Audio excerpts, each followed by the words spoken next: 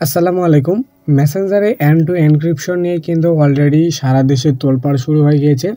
আপনারা অনেকেই জানেন না যে মেসেঞ্জারে এন্ড টু এনক্রিপশন জিনিসটা আসলে কি, বা এটা সিকিউরিটির দিক দিয়ে আসলে কোন ক্ষেত্রে আমাদের কাজে লাগবে। সো আপনারা অনেকে আমাকে কমেন্টে জানিয়েছিলেন যে মেসেঞ্জারে এন্ড টু এনক্রিপশন এইটা কীভাবে বন্ধ করা যায়, বা এইটা আসলে কি, এইটা নিয়ে একটা ভিডিও বানাতে।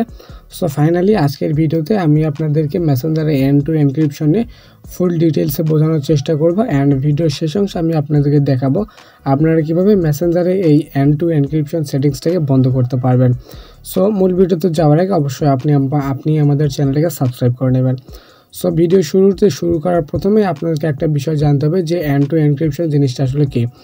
সো এন্ড টু এনক্রিপশন এই সেটিংসটা আসার আগে আমরা যে সেটিংগুলো করতাম, বা ধরেন যে আমাকে কেউ কোনো ধরনের টেক্সট মেসেজ করেছে বা ফটো অথবা কোনো ধরনের ভয়েস পাঠিয়েছে, সেটি কিন্তু ফেসবুক নিজেরাই দেখতে পেত।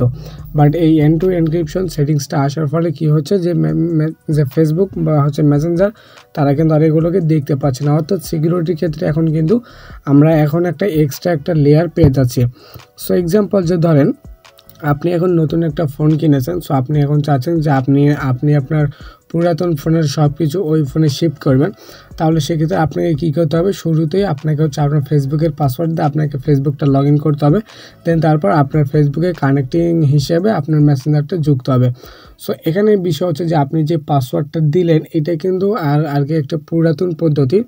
বাট আপনি এন্ড টু এনক্রিপশনে আপনি লাস্ট যখন ব্যাকআপ করেছিলেন তখন আপনি যে পাসওয়ার্ডটি দিয়েছিলেন অবশ্যই আপনাকে সেই পাসওয়ার্ডটি এখন বসাইতে হবে। তাছাড়া আপনি কিন্তু আপনার পুরাতন যে মেসেজগুলো আছে সেগুলো কিন্তু আপনি ফিরে পাবেন না। সো আশা করি আপনি এন্ড টু এনক্রিপশন নিয়ে মোটামুটি একটা ধারণা পেয়েছেন।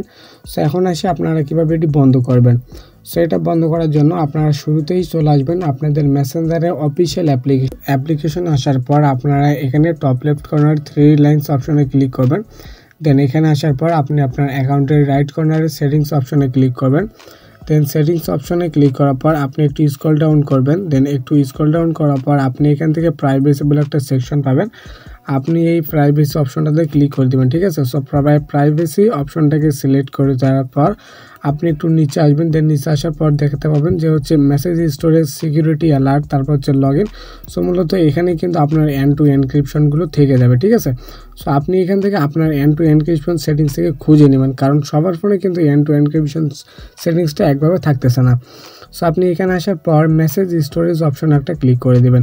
সো মেসেজ স্টোরেজ অপশনে ক্লিক করে দেওয়ার পর আপনি এখানে নিচে দুইটি অপশন দেখতে পাবেন, টার্ন অফ সিকিউর স্টোরেজ, আরেকটা delete and turn off secure storage.